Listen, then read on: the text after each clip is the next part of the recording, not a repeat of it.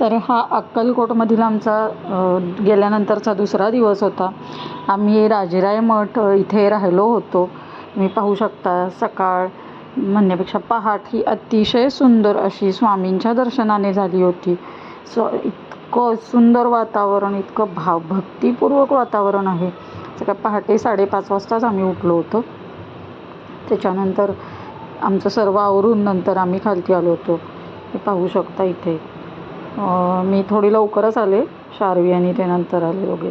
तर इथे सगळे ना महादेवाची पिंड पण आहे, तर तिकडे पूजा आरती वगैरे सर्व सुरू होतं.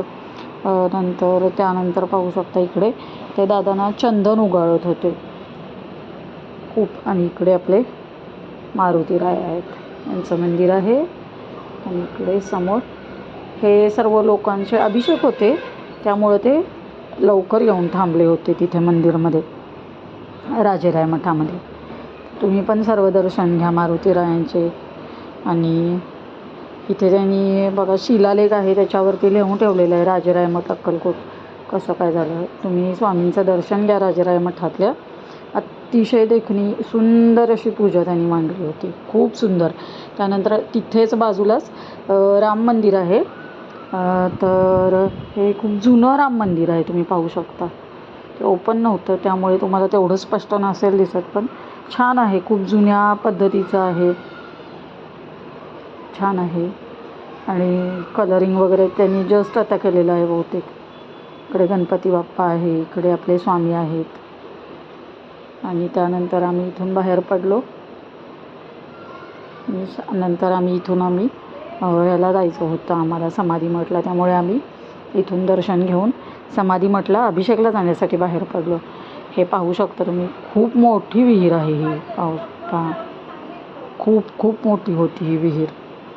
त्यानंतर आम्ही इथून पोचलो ते समाधी मठमध्ये आणि नितीन गुरुजी आहेत त्यांच्याकडून आम्ही अभिषेक सुरू केला.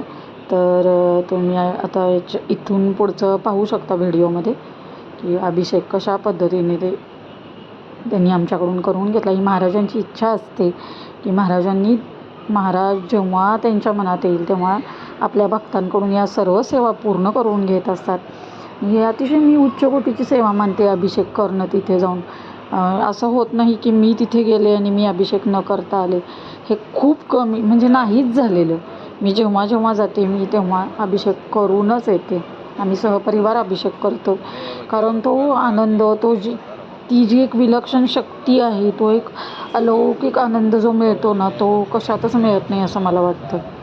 ते स्वामींचं दिव्य रूप पाहणं ते खूप सुंदर. आणि टॉप ऑफ द चेरी म्हटलं तर नाही का, शार्वीला बघा किती घाई असते ना, तिला एक असं असतं की मी कधी एकदा स्वामी आजोबांचे अभिषेक करते, स्वामी आजोबांचा अभिषेक मला करायचा आहे, एवढंच सुरू असतं तिचं. ते पण ती करते पण छान, तिला येतो, घरी पण करते ती नेहमी. त्यानंतर पहा तिचं आपलं अभिषेक करणं सुरूच आहे. छान करते ती आणि मनापासून करते. स्वामी आजोबांचा अभिषेक म्हणजे तिच्यासाठी एक सोहळा असतो. खूप छान. मी घरूनच बेसनचे लाडू बनवून नेले होते स्वामींसाठी.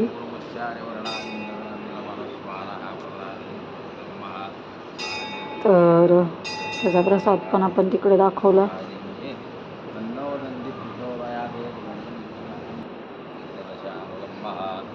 असं पंचामृत वगैरे सर्व अभिषेक आपण स्वामींचा सुंदर पद्धतीने अभिषेक केले तिकडे. खूप सुंदर वातावरण होतं, खूप सुंदर. म्हणजे तो एक उत्साहच वेगळा असतो तिथे गेल्यानंतर स्वामींचा अभिषेक करणं. म्हणजे मला तरी, मी याच्यासाठीच अक्कलकोटला मला जायला खूप आवडतं. खूप छान. आणि टॉप ऑफ द चेरी म्हणजे तुम्हाला समाधी मठमध्ये आत जाऊन महाराजांच्या समाधीवर डोकं टेकवायची संधी मिळते. हे परमभाग्य मिळवण्यासाठी अभिषेक करा. तुम्हाला जर माहिती नसेल तर तुम्ही अक्कलकोटमध्ये गेल्यानंतर कधीही अक्कलकोटमध्ये समाधी मठला गेलात किंवा वटवृक्षाच्या इकडे गेलात तर अभिषेक नक्की करा. पहा इथे मी अभिषेक घालते. पण या दोघांनी ना माझा व्हिडिओच व्यवस्थित शूट नाही केला. बट ठीक आहे, आपल्याला महाराजांचा अभिषेक करण्याची मतलब आहे. हे मी क्लिप तुम्ही म्हणाल व्हिडिओ करायचं सोडून तू अभिषेक करायचं सोडून व्हिडिओ शूट करत होती का, तर नाही. ही एक आठवण असते स्वामींची, जी मी वर्षभर हे मी पाहते. मला जेव्हा जेव्हा स्वामींची खूप मनापासून गरज वाटते तेव्हा तेव्हा मी हे अभिषेकचा व्हिडिओ पाहते. पूजा संपन्न झालेली आहे. आपण बेसनच्या लाडूचा नैवेद्य नेला होता, तो दाखवून झाला स्वामींना. मी आंबे नेले होते, ते ठेवले स्वामींपुढे. त्यानंतर आपण तिकडून हार घेतलेला असतो मोठावाला, तो हार आपण आत समाधीवरती ठेवून मग हे करतो. तर इकडे बाजूला जो चोळाप्पा महाराजांचा वाडा आहे तिकडे सुद्धा आम्ही आतमध्ये गेलो होतो. तर तिकडे आत चाललो आहोत आपण चोळाप्पा महाराजांच्या वाड्यात. ही आहे ही कुशावती तीर्थ, बघू शकता तुम्ही इथे.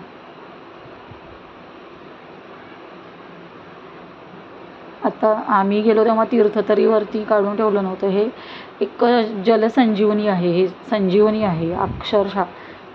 जे मरणोन्मुख जे लोक आहेत तेही या कुशावती तीर्थमुळे बरे झालेले आहेत. अनेक अनुभव आहेत याचे, खूप खूप लोकांना अनुभव आहेत. मी जेव्हाही कधी जाईन तेव्हा मी कुशावती तीर्थ घेऊन येते, पण यावेळी मला ते मिळालं नाही. पण ठीक आहे, नेक्स्ट टाईम आपण कधी जाऊ तेव्हा ते घेऊन येऊ.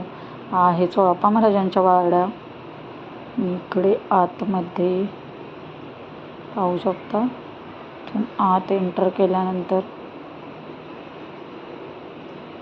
हे आहे स्वामींनी ज्या वस्तू वापरल्या होत्या, जे सर्व वापरलं होतं ते सर्व इथं आहे.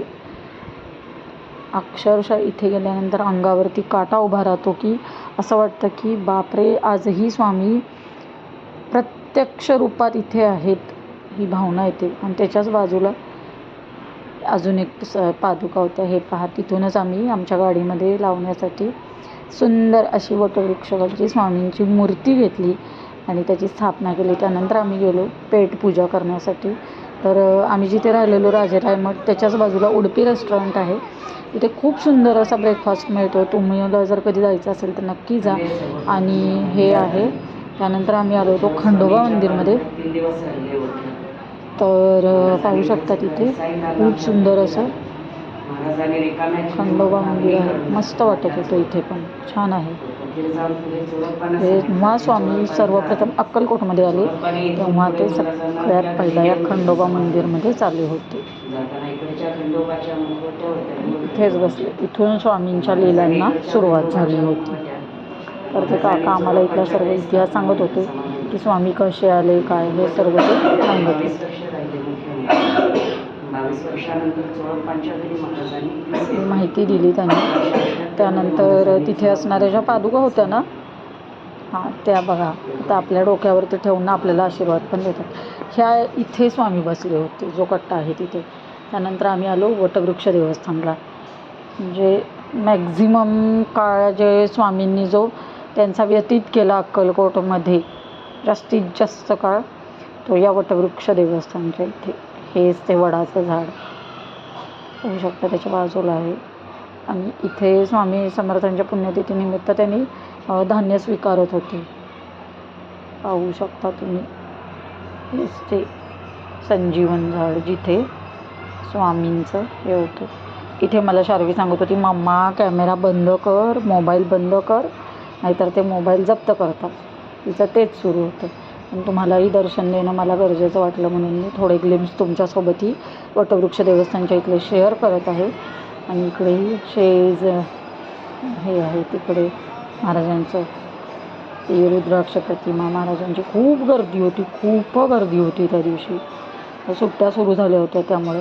आणि इथे कोणती एक पालखी आली होती, ते पालखी भजन वगैरे ते पण खूप सुंदर सुरू होतं इकडे.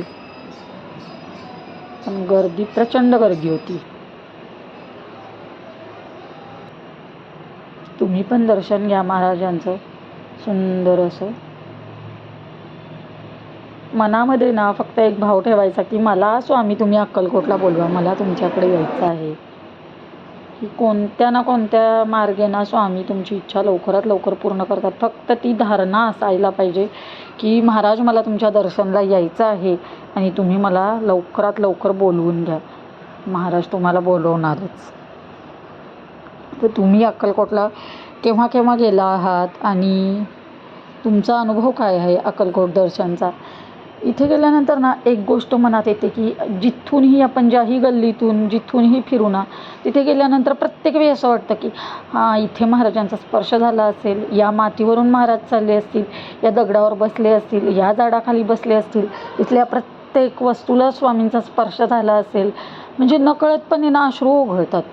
आणि खरंच thanks for watching this video. Thank you so much. Shri Swami Samarth.